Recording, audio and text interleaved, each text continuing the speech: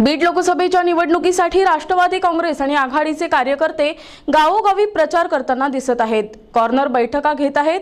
राष्ट्रवादी काँग्रेसचे ज्येष्ठ नेते नंदकिशोर मुंदडा, युवा नेते अक्षय मुंदडा, नमिता मुंदडा यांनी जवळपास 64 गावांना भेटी देऊन प्रचारात स्वतःला झोकून दिलंय।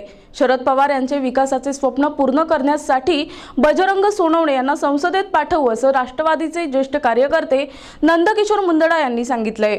बीड लोकसभा निवडणूक 2019 राष्ट्रवादी काँग्रेस पक्षाचे, भारतीय राष्ट्रीय काँग्रेस, स्वाभिमानी शेतकरी संघटना, शेतकरी कामगार पक्ष व मित्र पक्ष महाआघाडीचे अधिकृत उमेदवार माननीय श्री बजरंग बाप्पा सोनवणे यांच्यासाठी आम्ही संपूर्ण केज मतदारसंघात या ठिकाणी प्रचार करत आहोत।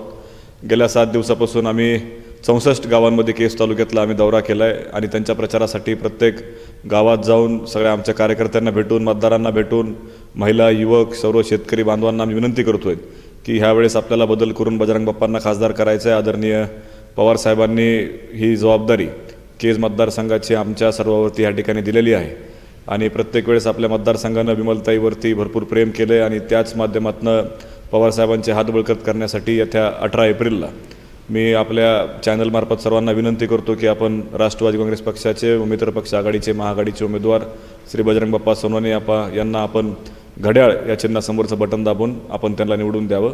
धन्यवाद। बीड लोकसभेचे व राष्ट्रवादी काँग्रेस पक्ष व महाआघाडीचे अधिकृत उमेदवार बजरंग बाप्पा सोनवणे यांना आपण प्रचंड बहुमताने विजयी करा ही मी सर्वांना विनंती करते व येणाऱ्या 18 तारखेला घड्याळ या चिन्हासमोरचं बटन दाबून मतदान रूपी आशीर्वाद बजरंग बाप्पा सोनवणे यांना आपण द्यावा ही सर्वांना मनापासून विनंती। धन्यवाद। लोकसभा निवडणुकीच्या माध्यमातून बीड जिल्ह्यामध्ये राष्ट्रवादी काँग्रेस, राष्ट्रीय काँग्रेस, स्वाभिमानी शेतकरी संघटना आणि शेतकरी कामगार पक्ष व मित्र पक्षाचे उमेदवार श्री बजरंग सोनवणे यांना आपण बहुमतानं निवडून द्यावं, त्यांना आशीर्वाद द्यावेत व त्यांच्या घड्याळ चिन्हावर 18 तारखेला घड्याळ चिन्हाचं म्हणजे त्यांच्या नावासमोर घड्याळ चिन्ह ज्या बटनावर आपण दाबून त्यांना आशीर्वाद द्यावे ही विनंती करतो। आम्ही भारतीय जनता पक्षाची सत्ता असताना, त्या पक्षात आमदार डॉक्टर विमल मुंदडा आमदार असताना आम्ही पवारसाहेबांचं नेतृत्व स्वीकारलं आणि बीड जिल्ह्यात पवारसाहेबांचं पहिल्यांदा नेतृत्व स्वीकारून त्यांच्यासोबत काम करण्याचा आम्ही निर्णय केला आणि गेली कित्येक वर्ष आम्ही हे काम करत आहोत। केज मतदारसंघात डॉक्टर विमल मुंदडांनी प्रत्येक माणसाशी एक नातं निर्माण केलं। मला वाटतं त्या आमदार नव्हत्या तर त्या प्रत्येकाच्या कुटुंबातल्या सदस्य म्हणून काम केलं। ह्या भागात रस्त्याचं जाळं विणणं असेल, MECBच्या सबस्टेशन आणि ट्रान्सफॉर्मरपासून जाळं विणणं असेल, विविध योजना आणणं असेल, मेडिकल कॉलेज असतील, हॉस्पिटल्स असतील, ह्यामध्ये भरीव सुधारणा करणं असेल, अशा विविध घटना त्यांनी, कृषी महाविद्यालय असेल, अशा अनेक गोष्टी, आंबेजोगाईची नळ योजना असेल, केजची नळ योजना असेल, सांगायला बसलं तर दिवस पुरणार नाही एवढं काम ह्या केज मतदारसंघात केलं। दुर्दैवानं त्यांना 7 वर्षापूर्वी कॅन्सरनं निधन झालं।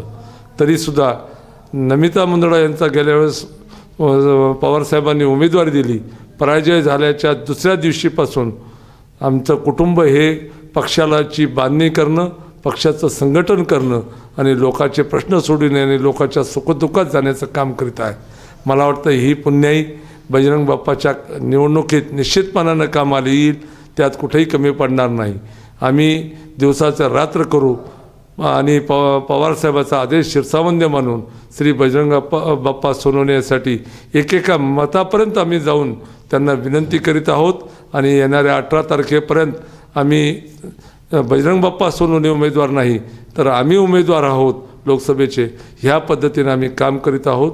माझी आपल्या सर्वांना या माध्यमातून विनंती आहे की देशाचे नेते आदरणीय पवार साहेबांनी सर्व समाजाला एकत्र घेऊन, मला वाटतं ही जी मोठ बांधलेली आहे विकासाची आणि विकासाची जी भूमिका त्यांची आहे, त्यांचे जे विचार आहेत ते सर्वसामान्याचे विचार आहेत, ते सर्वसामान्याच्या विचाराला घेऊन त्यांच्या आडीनडीला जाणून त्यावर मार्ग काढण्याची शक्ती असणारा महाराष्ट्रात एकमेव नेता असेल तर पवारसाहेब आहेत।